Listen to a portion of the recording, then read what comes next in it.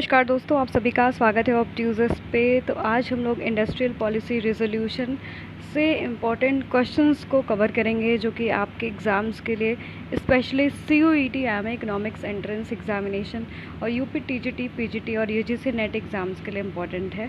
तो आप लोग ये वीडियो लास्ट तक देखिएगा, हम इसमें डिटेल डिस्कशन करेंगे। और आपने इस वीडियो की जो है रिक्वेस्ट की थी, तो इंडस्ट्रियल पॉलिसी रिजोल्यूशन पे अभी आपको 2 वीडियोज़ और मिलेंगे। तो जुड़े रहिएगा चैनल से, जिससे कि लगातार आपको आपके CUET एमए इकोनॉमिक्स और UP TGT PGT से रिलेटेड जो है MCQs वीडियो मिलते रहे।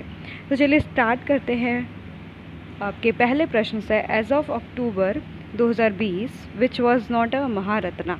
अब कौन सा यहाँ पर अक्टूबर 2020 से महारत्ना की कैटेगरी से हटा दिया गया है। ठीक है, आप सभी को पता है कि हमारे इंडिया में जो कुछ कंपनीज़ हैं आपके नवरत्न में आते हैं, महारत्न में आते हैं। ठीक है, तो आप जो है इस समय हमारे इंडिया में आपके महारत्न में, याद रखिएगा आपके काफ़ी इंपॉर्टेंट एग्ज़ाम के लिए, तो महारत्न कंपनीज़ में टोटल 10 आती हैं। ठीक है, महारत्न में ये आपके 2022 का डेटा है, उसके अकॉर्डिंग है। तो महारत्न कंपनी में कौन सा आता है?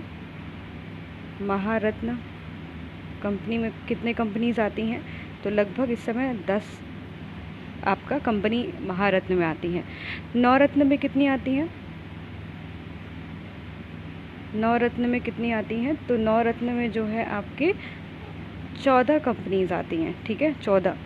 और मिनी रत्ना में कितनी आती हैं? तो मिनी रत्न में 73 जो है आपकी आती हैं। इसके बाद आता है मिनी रत्ना कैटेगरी। तो मिनी रत्ना में कौन आता है आपका? 73 कंपनीज़, और इसको 2 कैटेगरी में डिवाइड किया गया है। ठीक है, तो फिर से मैं रिपीट करती हूँ। महारत्न में कितने आते हैं? 10 कंपनीज़ आती हैं। नवरत्न में आपकी 14 कंपनीज़ आती हैं और मिनी रत्ना में 73 कंपनीज़ आती हैं, जिसको कि फर्दर आपके 2 कैटेगरीज़ में डिवाइड किया गया है। अभी हम कुछ और इंडस्ट्रीज़ को डिस्कस करेंगे। पहले आंसर देख लेते हैं। तो पहला आपका है नेशनल थर्मल पावर कॉरपोरेशन, दूसरा है स्टील अथॉरिटी ऑफ इंडिया, तीसरा है आपका ऑयल गैस कॉरपोरेशन, या फिर आपका हिंदुस्तान एरोनॉटिक्स लिमिटेड। तो अब याद रखिएगा कि 2020 से कौन महारत्न में नहीं आता है? तो हिंदुस्तान एरोनॉटिक्स लिमिटेड इंडिया अब आपके महारत्न कंपनीज़ में नहीं आती हैं। ठीक है, अगर आप इसका आंसर देखेंगे तो आपका हिंदुस्तान एरोनॉटिकल लिमिटेड है। महारत्न की बात कर लेते हैं थोड़ा सा डिटेल में। तो याद रखिएगा जो महारत्न कंपनीज़ है, इसमें हमने अभी जस्ट बात किया है कि जनवरी तक हमारी लिस्ट आई है, उसमें 10 आपकी अभी महारत्न में है। तो 10 कंपनी वो कौन सी है उसको डिस्कस कर लेते हैं, क्योंकि इसके बाद नवरत्न है। तो नवरत्न को तो 14 आप याद नहीं कर पाओगे, पर महारत्न को ज़रूर से देख लो। तो महारत्न में आपका भारत हैवी इलेक्ट्रिक लिमिटेड आता है। ठीक है, ओके, भारत पेट्रोलियम कॉरपोरेशन जिसको आप देखते हो अक्सर, जहाँ से पेट्रोल भराते हो। एक आपका है कोल इंडिया लिमिटेड। ठीक है, ओके, COAL होगा, कोल इंडिया लिमिटेड। इंडिया लिमिटेड ये भी आपके महारत्न में आता है। ठीक है, और गेल आता है। ठीक है, गेल आपके महारत्न में आता है। हिंदुस्तान पेट्रोलियम कॉरपोरेशन, आप जहाँ से पेट्रोल भराते हो देखते होगे ना, हिंदुस्तान पेट्रोलियम कॉरपोरेशन, वो भी आपकी महारत्न कंपनी है। आपका इंडियन ऑयल कॉरपोरेशन, ये भी महारत्न है। NTPC लिमिटेड, ठीक है, आप रेलवे NTPC का फॉर्म भरते भी होगे तो वो भी देखते हो, तो NTPC इज़ महारत्न है, इस सबसे याद करिए। Oil natural gas corporation limited, ये भी आपके किस में आती है? महारत्न में आती है। ठीक है, और power grid corporation India limited, ये भी महारत्न में। And steel authority of India, ये भी आपके महारत्न में आती है। ठीक है, और इसके बाद जब हमारे जो है नवरत्न में देखेंगे, तो नवरत्न में लगभग आपकी कितनी कंपनीज है? 14 कंपनीज है। तो ये डेटा आप प्लीज़ याद रखिएगा, आपके एग्जाम के लिए इंपॉर्टेंट है। चलिए नेक्स्ट क्वेश्चन को देखते हैं। Okay, Justice AP Shah committee was set up to work as a dispute regarding oil gas block in KG basin between ONGC। अब आपकी जस्टिस AP शाह की कमेटी कब सेटअप की गई थी? किसके बीच में? जो आपके डिस्प्यूट थी basically KG basin and ONGC के बीच में, और किसके बीच में थी? तो ये बताना है यहाँ पर। तो ऑप्शन है आपका रिलायंस इंडस्ट्री लिमिटेड, दूसरा आपका इज़ेल ऑयल, या फिर Hindustan petroleum exploration company limited या फिर आपका भारत पेट्रोलियम कॉरपोरेशन। तो जो आपकी जस्टिस AP शाह की कमेटी बनी थी, सेटअप की गई थी, क्योंकि डिस्प्यूट हुआ था आपका ऑयल एंड गैस ब्लॉक्स के रिलेटेड KG बेसिन में। तो ONGC और किसके बीच का डिस्प्यूट था? ये आपकी रिलायंस इंडस्ट्री लिमिटेड के बीच का डिस्प्यूट था। ठीक है, तो यहाँ पर ऑप्शन A करेक्ट हो जाएगा। ये थोड़ा करंट से रिलेटेड है। चलिए नेक्स्ट देख लेते हैं। Industrial development in India started. तो कब आपके इंडिया में इंडस्ट्रीज़ का डेवलपमेंट होना स्टार्ट होता है? वेरी इंपॉर्टेंट क्वेश्चन, क्योंकि ये भी आपके एग्ज़ाम के पर्सपेक्टिव से इम्पॉर्टेंट है। अगर आप जो है कॉलोनियल पीरियड देख रहे होंगे तो वहाँ पर आपने बहुत सारा मतलब देखा होगा कि आपकी फैक्ट्रीज़ का डेवलपमेंट होता है। आप धीरे धीरे फैक्ट्रीज़ का सेटअप होता है, फिर आपकी बाद में जो है आप देखते हो कि फिर आपका जो है इंडस्ट्रियलाइजेशन, जैसे वहाँ पर आपके चला था ना इंग्लैंड में, और फिर इंडिया में भी कुछ फैक्ट्रीज़ इंपॉर्टेंट डेवलप होती है, और जो आपका बॉम्बे होता है वो आपका हब बन जाता है, जाके हमने बहुत सारी आपकी फैक्ट्रीज़ को देखा था। और कमेंट सेक्शन में बताइएगा ज़रूर से कि बॉम्बे को आपके क्या कहा जाता था एट द टाइम ऑफ, मतलब इंडिपेंडेंस के पहले आपके बॉम्बे को क्या कहा जाता था। ठीक है, ये हम अपने क्लास में भी डिस्कस किए थे, तो अगर जिसको पता होगा तो ज़रूर कमेंट सेक्शन बताइएगा। तो यहाँ पर यह इंडस्ट्री डेवलपमेंट इन इंडिया कब हुई थी? ठीक है, तो पहला ऑप्शन है 1857, दूसरा है आपका 1956, तीसरा आपका 1855 एंड चौथा आपका है 1854। तो यहाँ पर इंडस्ट्रियल डेवलपमेंट जो स्टार्ट हुआ 1854 में, आपके इंडस्ट्रियल डेवलपमेंट जो है स्टार्ट हो जाता है हमारे इंडिया में। ठीक है, काफ़ी इंपॉर्टेंट क्वेश्चन है, आप लोग नोट कर लीजिएगा कि इंडस्ट्रियल डेवलपमेंट इंडिया में कब स्टार्ट होती है। तो आप यहाँ पर देखते हो कि 1854 में। तो फर्स्ट कॉटन टेक्सटाइल मिल आपके मुंबई में ही लगाया जाता है इस टाइम पे। ठीक है, याद रखिएगा कि फर्स्ट कॉटन टेक्सटाइल मिल, ठीक है, ये कहाँ लगाया जाता है आपके, उस समय बॉम्बे था, अब मुंबई है, तो मुंबई में लगाया गया था। ठीक है, तो फर्स्ट कॉटन टेक्सटाइल मिल जो है कहाँ लगाया गया था? आपके मुंबई में। ठीक है, एंड आपका आप देखते हो 1855 में फिर आपका जूट मिल इस्टेब्लिश होता है। जस्ट इसके बाद 1855 में हमारा जूट मिल इस्टेब्लिश होता है हुगली। ठीक है, जो कि वैली है नियर कलकत्ता, यहाँ पर आपका first time jute mill establish होता है। ठीक है, जूट मिल क्या होता है? इस्टेब्लिश होता है। क्लियर? अब याद रखिएगा कि हम जो है रेलवेज़ का डेवलपमेंट भी इसी टाइम पे देखते हैं आपके 1854 में। ठीक है, आपके मुंबई टू ठाणे के बीच में आपका रेलवे मतलब स्टार्ट हुआ था, चला था फर्स्ट टाइम। तो यही हमारा मतलब इंडस्ट्रियल डेवलपमेंट का टाइम है 1854। क्लियर? तो ये दोनों पॉइंट याद रखिएगा कि फर्स्ट जो आपका कॉटन टेक्सटाइल मिल मुंबई में स्टार्ट हुआ था वो 1854 में, और 1855 में जूट मिल जो है इस्टेब्लिश हुआ था कहाँ पर? कलकत्ता में, कलकत्ता में। चलिए नेक्स्ट क्वेश्चन देख लेते हैं। विच of the out of the following sets of industry is not part of 8 core industry in India? कौन सा आपका 8 कोर इंडस्ट्री में आपके नहीं आता है? यहाँ पर जो ऑप्शन दिए गए हैं, तो पहला ऑप्शन है आपका coal, crude oil and natural gas, दूसरा ऑप्शन है आपका स्टील, सीमेंट एंड इलेक्ट्रिसिटी, तीसरा ऑप्शन है आपका coal, natural gas and refinery product, या फिर चौथा ऑप्शन है माइनिंग, मेटलर्जिकल ऑपरेशन एंड आपका फार्मास्यूटिकल। तो यहाँ पर आपके core industry first of all आपको पता होना चाहिए। तो यहाँ पर पहले ऑप्शन जो करेक्ट है वो देख लेते हैं। तो mining and metallurgical operation and pharmaceutical, these are not comes under the 8 main core industry. अब मैं 8 मेन कोर इंडस्ट्री हमारी क्या है उसको समझते हैं। तो यहाँ पर याद रखिएगा कि कोल, ठीक है, कोल, क्रूड ऑयल पूछ सकता है आपके पेपर में, नेचुरल गैस, ठीक है, natural gas, petroleum,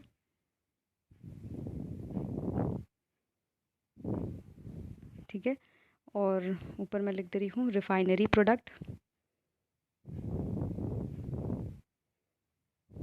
refinery product, और आपका फर्टिलाइज़र, ठीक है, इसको नोट करते रहिएगा, फर्टिलाइज़र,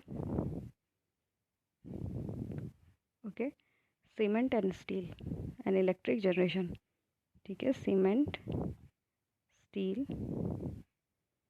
एंड इलेक्ट्रिसिटी जनरेशन। ये आपकी 8 जो है मेन जो है आपकी इंडस्ट्री है, कोर इंडस्ट्री जिसको कहते हैं, ठीक है। फिर से मैं रिपीट कर दे रही हूँ, fertiliser, cement, steel, electricity generation. फिर आपका एक पार्ट होगा जिसमें कोल, क्रूड ऑयल, ठीक है, coal, crude oil and natural gas, petroleum and refinery product आपकी 8 कोर इंडस्ट्री में आती हैं, ठीक है, ओके।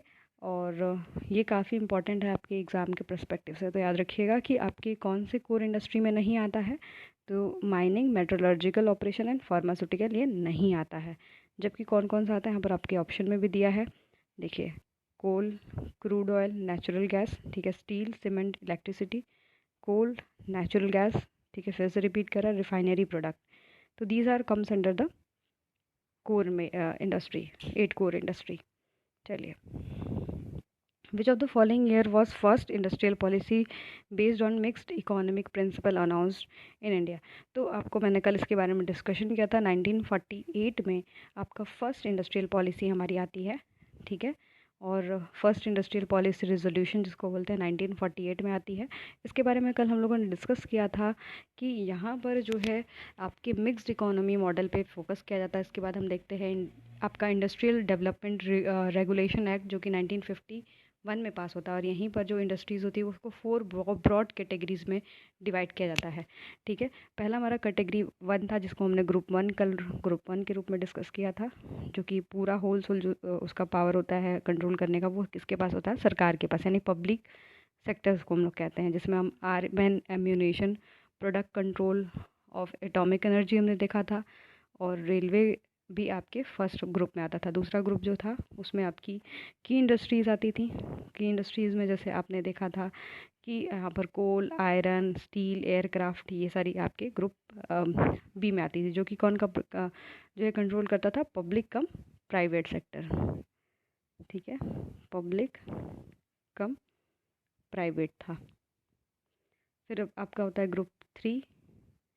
ग्रुप 3 में आप देखते हो कि इसको कंट्रोल कौन करता है, ग्रुप 3 को, तो ये सिर्फ प्राइवेट के द्वारा कंट्रोल की जाती थी, पर इसके ऊपर जो है आपके सरकार की नज़र रहती थी। जैसे इसमें आपका हो जाता था non ferrous metal, chemical, rubber manufacturer, cement, paper, ठीक है, न्यूज़ प्रिंट, ऑटोमोबाइल्स, इलेक्ट्रिसिटी, सारा इसके अंतर्गत आ जाता था। एक आपकी कोर जो है 4 पार्ट थी जिसमें कि प्राइवेट एंड कोऑपरेटिव सेक्टर दोनों आते थे, ठीक है। तो 4th वाला जो है उस पर सरकार का ज़्यादा नियंत्रण नहीं रहता था, मतलब अगर कोई दिक्कत होती है तो सरकार इंटरवेंशन कर सकती थी ग्रुप 4 में। तो यही है कि आपका जो 1948 की पॉलिसी थी उसमें जो है आपके इंडस्ट्रीज़ को 4 ब्रॉड कैटेगरीज में डिवाइड किया गया था, ये इंपॉर्टेंट है। चलिए नेक्स्ट देख लेते हैं। The first industrial policy in India was announced, easy है, अभी जस्ट क्वेश्चन करके है, 1948 आपका फर्स्ट इंडस्ट्रियल पॉलिसी कब आया था, तो याद रखिएगा 1948 में। चलिए नेक्स्ट क्वेश्चन देख लेते हैं। How many CPSUs have got the status of Maharatna at present. तो अभी एट प्रेजेंट इस समय 11 नहीं है, याद रखिएगा कि इस समय हमारे पास 10 जो है महारत्ना है, हम भी जस्ट डिस्कस करके आए हैं।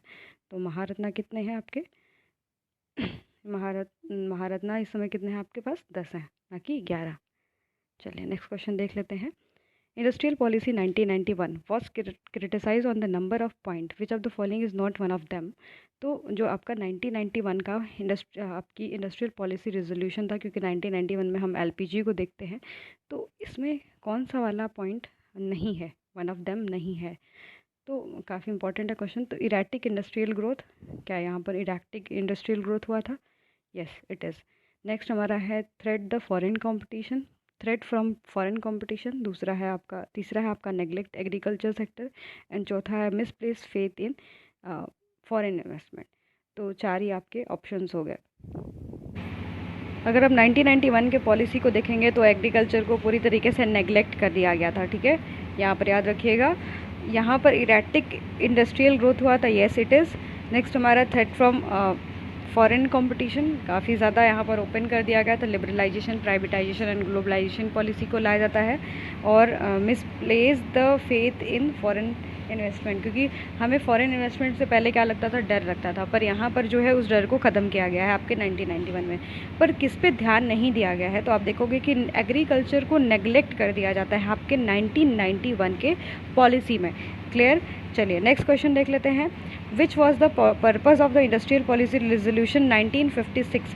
इंडस्ट्रियल पॉलिसी रेजोल्यूशन 1956 की जो आपकी पॉलिसी थी उसमें कौन सा आपका जो है पर्पस था, तो पहला है ट्रेड पॉलिसी, सस्टेनेबल डेवलपमेंट, तीसरा है आपका स्मॉल स्केल इंडस्ट्री या फिर रीजनल इक्वालिटी। याद रखिएगा कि जो पर्पस था आपका रीजनल इक्वालिटी की बात करता है, यहाँ पर सस्टेनेबल डेवलपमेंट की बात अभी नहीं की जाती है। इस समय आप सस्टेनेबल डेवलपमेंट की बात की जा रही है। स्मॉल स्केल इंडस्ट्री पे भी फोकस नहीं किया जाता है और आपकी ट्रेड पॉलिसी पे भी फोकस नहीं किया जाता। जैसे हमने फर्स्ट कल देखा था उसमें जो है आप देखते हो कि स्मॉल स्केल इंडस्ट्री पे फोकस किया जाता था, पर अभी नहीं। चलिए अब बात कर लेते हैं कि जो इंडस्ट्रियल पॉलिसी आपकी आई थी 1956 की, तो आप यहाँ पर देखते हो कि ये जो मॉडल था वो शेप किसके द्वारा किया गया था, तो महल नोबिस मॉडल ऑफ ग्रोथ यहाँ पर अपनाया गया था। ठीक है। और ज़्यादातर यहाँ पर 1956 की जो इंडस्ट्रियल पॉलिसी रेजोल्यूशन था, याद रखिएगा कि महल नोबिस मॉडल पे था। ठीक है, महल नोबिस मॉडल पे था। क्लियर। और ये जो आपका 1956 की जो पॉलिसी है, यहाँ पर हैवी इंडस्ट्री पे फोकस किया जाता है। ठीक है, हैवी इंडस्ट्री पे फोकस किया जाता है। ठीक है, आपके हैवी इंडस्ट्री पे फोकस किया जाता है। और याद रखिएगा कि इसका एम था कि हमें रीजनल इक्वालिटी को क्या करना है, प्रमोट करना है। जो बैकवर्ड रीजन है वहाँ पर हमें रीजनल इक्वालिटी को प्रमोट करना है। यहीं पर आप 3 इम्पॉर्टेंट इंडस्ट्रीज़ का जो है इस्टेब्लिशमेंट देखते हो। एक आपका है भिलाई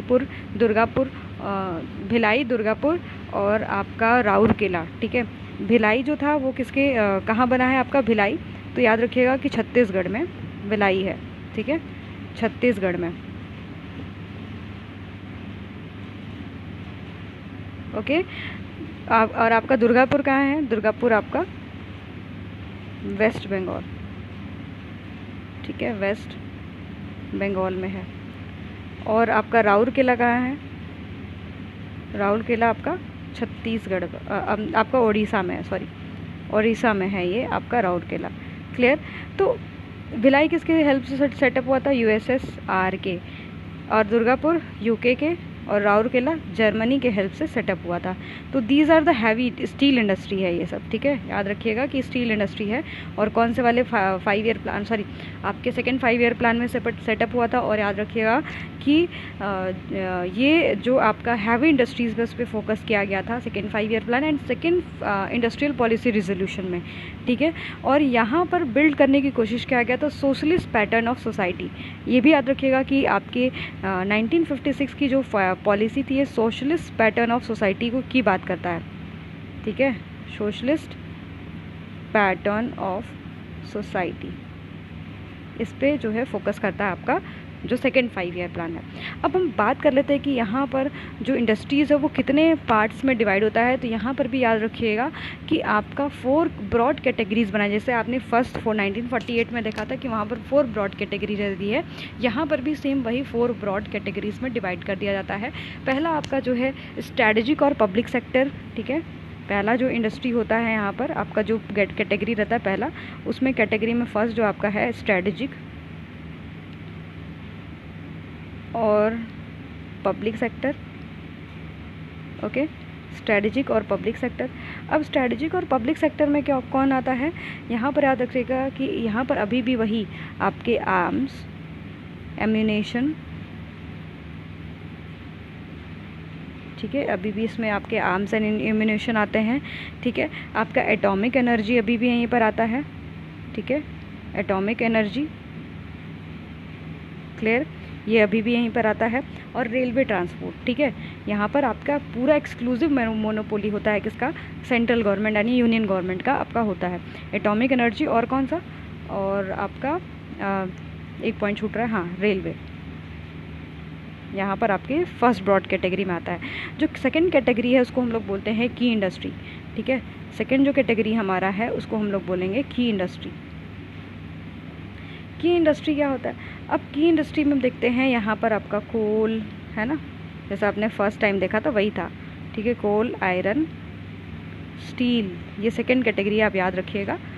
स्टील, ये सब आपके सेकंड कैटेगरी में आ जाता है। Aircraft manufacturing, shipping, building, manufacturing of telegraph जो है टेलीफोन, वायरलेस जो ऑपरेटर्स होते हैं, मिनरल ऑयल, सारा आपके इसके अंतर्गत आ जाता है।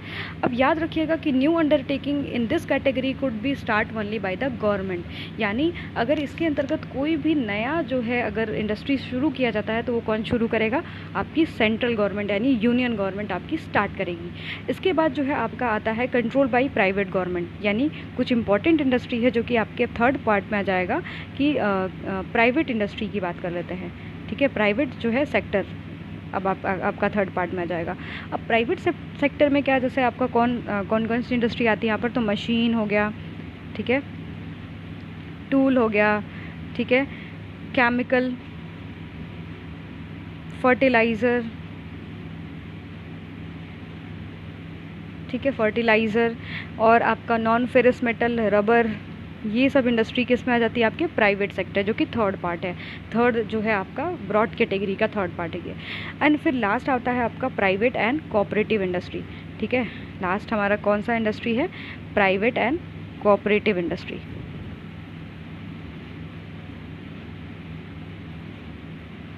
Cooperative industry. अब इस इंडस्ट्री में कौन कौन से आते हैं आपके? तो यहाँ पर जो है लेफ़्ट जो बच गई आपके तीन हमने अभी देखा, उसमें जो बच गई वो आपके इस वाले पार्ट में आ जाएंगी। क्लियर? चलिए, तो यहाँ पर मोस्टली रीजनल इक्वालिटी की बात की गई थी और यहीं पर सोशलिस्ट पैटर्न अपनाया गया था। चलिए नेक्स्ट क्वेश्चन देख लेते हैं। Which idea was popularised by the early nationalist to promote industries in India? पहली बार जो है पॉपुलराइज़ किस चीज़ को किया गया था आपके? जब हम नेशनलिस्ट मूवमेंट देखते हैं तो स्वदेशी, दूसरा है आपका स्वाभिमान, तीसरा है लेज़र फेयर और चौथा है आपका एंटी कॉलोनियलिज्म। तो स्वदेशी जो है वो आंदोलन चलाया गया था आपके नेशनलिस्ट जो थे, ठीक है, नेशनलिज्म को फैलाने के लिए। स्वदेशी यानी स्वदेशी मतलब देश का जो आपका मतलब जो हम लोग पहले आपके छोटे इंडस्ट्री मतलब स्मॉल स्केल इंडस्ट्री या फिर हम हैंडीक्राफ्ट पे बेस थे, हम उसको ज़्यादा मतलब आपके टारगेट करते हैं और बोलते हैं कि हम अपने देश की ही चीज़ों से मतलब जो बनी हुई हमारे देश के जो मैन्युफैक्चरर्स हैं उनकी ही चीज़ों को यूज़ करेंगे।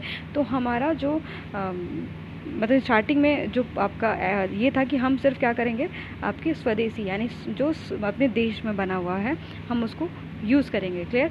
तो जो आपका पहला पॉपुलराइज जो आपका नेशनलिज्म मूवमेंट रहा है वो प्रमोट इंडस्ट्री करने के लिए यही था कि स्वदेशी, ठीक है, सब कुछ क्या करना है? स्वदेशी करना है। तो ये जो आपका जब जैसे ही आपको पता है कि 1905 में हमारा पार्टीशन हो जाता है बंगाल का, आप देखते हो कि काफ़ी ज़्यादा हमारे देश में लोग बाइकआउट करने लगते हैं आपके फॉरेन गुड्स को, स्पेशली आपके ब्रिटिश के आए हुए गुड्स को। तो आप देखते हो कि फिर धीरे धीरे ये इनकरेज किया जाता है कि स्वदेशी मूवमेंट चलाया जाए। ठीक है, अब एक कॉन्सेप्ट यहाँ पर दिया था लेज़र फेयर। लेज़र फेयर का कंसेप्ट दिया किसने है? तो याद रखिएगा कि एडम स्मिथ के द्वारा दिया गया है, फादर ऑफ इकोनॉमिक्स। ठीक है, एडम स्मिथ के द्वारा दिया गया है। लेज़र फेयर में आप क्या, there is no intervention of the government, यानी सरकार का कम से कम क्या, हस्तक्षेप, यानी सरकार का जितना कम हस्तक्षेप होगा उतना ज़्यादा आपका कैपिटलिज्म फैलेगा। तो यहाँ पर लेज़र फेयर जो कंसेप्ट है आपके एडम स्मिथ के द्वारा दिया गया है। चलिए बात कर लेते हैं नेक्स्ट पॉइंट पे। Eight which one of the following place was a first atomic power station was started? आपका पहली बार पावर जो आपका एटॉमिक पावर स्टेशन कब स्टार्ट किया गया है? तो पहला ऑप्शन है कल्पकम या फिर राणा प्रताप सागर, नरोरा और तारापुर। तो याद रखिएगा कि फर्स्ट जो हमारा आपका एटॉमिक प्लांट स्टार्ट किया गया वो तारापुर में स्टार्ट किया गया है। ये भी इम्पोर्टेंट है, ये भी आपके इंडस्ट्रियल पॉलिसी एंड डेवलपमेंट के अंतर्गत आ जाता है। तो पहली बार कब हमारा एटॉमिक मतलब आपका कहाँ पर एटॉमिक पावर स्टेशन स्टार्ट किया गया है? तो याद रखिएगा कि तारापुर में आपका एटॉमिक एनर्जी कमीशन के द्वारा, मतलब आपको पता है कि एटॉमिक एनर्जी कमीशन 1948 में जो है बनाया जाता है भारत में, और तारापुर पावर स्टेशन स्टार्ट किया जाता है आपका, याद रखिएगा कि 1962 में। ठीक है, 1962 में आपका तारापुर जो है पावर स्टेशन शुरू किया जाता है। क्लियर? ये चीज़ याद रखिएगा। और न्यूक्लियर एनर्जी कौन से वाले में आती थी आपके? फर्स्ट हमारी जो इंडस्ट्री थी जिसमें कि आपका सिर्फ सरकार का नियंत्रण रहता था, उसके अंतर्गत आती थी। तो 1962 में आपका पावर स्टेशन स्टार्ट किया गया था। First industrial policy statement India was, आपका फर्स्ट इंडस्ट्रियल पॉलिसी स्टेटमेंट क्या था? तो ये तो ईजी है आपका, विलेज खादी प्लान, या फिर आपका इंडस्ट्रियल पॉलिसी रेजोल्यूशन 1948, या फिर आपका बॉम्बे प्लान, या फिर आपका विश्वेश्वरैया प्लान। तो यहाँ पर फर्स्ट इंडस्ट्रियल पॉलिसी रेजोल्यूशन आपका कौन सा होता है? 1948 का। इसके बारे में हम लोग बहुत बार डिस्कस कर चुके हैं और आप बहुत बार इसका प्रश्न देख रहे हो, यानी ये क्वेश्चन आपके पेपर के लिए काफ़ी महत्वपूर्ण है। तो याद रखिएगा कि फर्स्ट इंडस्ट्रियल पॉलिसी रेजोल्यूशन 1948 में आता है, और यहीं पर हम 4 आपके पार्ट्स में डिवाइड करते हैं, और यहीं से हमें मिक्स्ड इकोनॉमिक मॉडल हमारे इंडिया में लागू होता है। क्लियर? और सोशलिस्ट पैटर्न कब लागू होता है? 1956 में। चलिए, which of the following is the entrepreneurial friendly application enhance ease of doing business in Uttar Pradesh? ये तो उत्तर प्रदेश से स्पेशल हो गया, क्योंकि उत्तर प्रदेश स्पेशल तो पूछेगा नहीं, पर याद रखिएगा कि निवेश मित्र ऐप है, ठीक है। हाँ, पहला ऑप्शन है आपका निवेश मित्र ऐप, जो कि आपके उत्तर प्रदेश में स्टार्ट किया गया है, किसको बढ़ाने के लिए? आपके एंटरप्रेन्योरियल फ्रेंडली ऐप ये है, और एंटरप्रेन्योरशिप को बढ़ाने के लिए ये ऐप स्टार्ट किया गया है। चलिए, first ever industrial policy resolution was announced in, पहली बार इंडस्ट्रियल पॉलिसी रेजोल्यूशन कब बनाई गई थी? तो आपका 1948 में। चलिए, क्वेश्चन बार बार रिपीट हो रहा है। फर्स्ट एवर हाँ, ये भी हो चुका है, यही क्वेश्चन फिर से आ गया आपका। चलिए, which of the following is not a industrial corridor as per the policy initiative? कौन सा आपका एज पर पॉलिसी इनिशिएटिव आपका कौन सा कॉरिडोर नहीं है? आपका कौन सा इंडस्ट्रियल कॉरिडोर नहीं है? तो पहला ऑप्शन है अमृतसर कैलकाटा, दूसरा आपका मुंबई दिल्ली, कैलकाटा गुवाहाटी, या फिर चेन्नई बेंगलुरु। तो ये आपका 4 इंपॉर्टेंट ऑप्शन है। अब इसमें से कौन सा इंडस्ट्रियल कॉरिडोर नहीं है उसको समझ। अगर आप इंडस्ट्रियल कॉरिडोर की बात कर लेंगे इंडिया में, तो 5 इंडस्ट्रियल कॉरिडोर्स हैं, ठीक है। याद रखिएगा 5 इंडस्ट्रियल कॉरिडोर है आपका। इसमें से जो ऑप्शन करेक्ट है, पहले तो क्या बोला है, which of the following is not industrial corridor as per the policy initiative? तो याद रखिएगा कि कोलकाता और गुवाहाटी कोई भी इंडस्ट्रियल कॉरिडोर नहीं है, ठीक है। आपके 5 इंडस्ट्रियल कॉरिडोर्स होते हैं। पहला आपका है दिल्ली एंड मुंबई, यहाँ पर ऑप्शन में भी दिया, ये आपका इंडस्ट्रियल कॉरिडोर है, करेक्ट है। चेन्नई एंड बेंगलुरु, ये भी आपका कॉरिडोर है, ठीक है। और तीसरा आपका अमृतसर एंड कैलकाटा, ये भी आपका जो है कॉरिडोर में आता है। अब आपने कौन सा नहीं देखा है, ठीक है। तो बेंगलुरु एंड मुंबई, ठीक है, बेंगलुरु एंड मुंबई भी आपका कॉरिडोर होता है, ठीक है। बेंगलुरु एंड मुंबई भी आपके कॉरिडोर में आता है। एंड एक आपका और है ईस्ट कोस्ट इकोनॉमिक कॉरिडोर, ठीक है, ईस्ट कोस्ट इकोनॉमिक कॉरिडोर,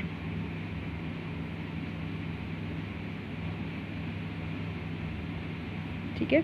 ये आपके इसमें आता है, ठीक है। तो पहला कौन सा है इसमें इनकरेक्ट? तो आपका कोलकाता एंड गुवाहाटी हो जाता है। तो जितना रेस्ट बचा ये वाला आपका अमृतसर कलकत्ता, दिल्ली एंड मुंबई, एंड आपका Chennai and Bengaluru, these are comes under the 5 industrial corridor. Clear?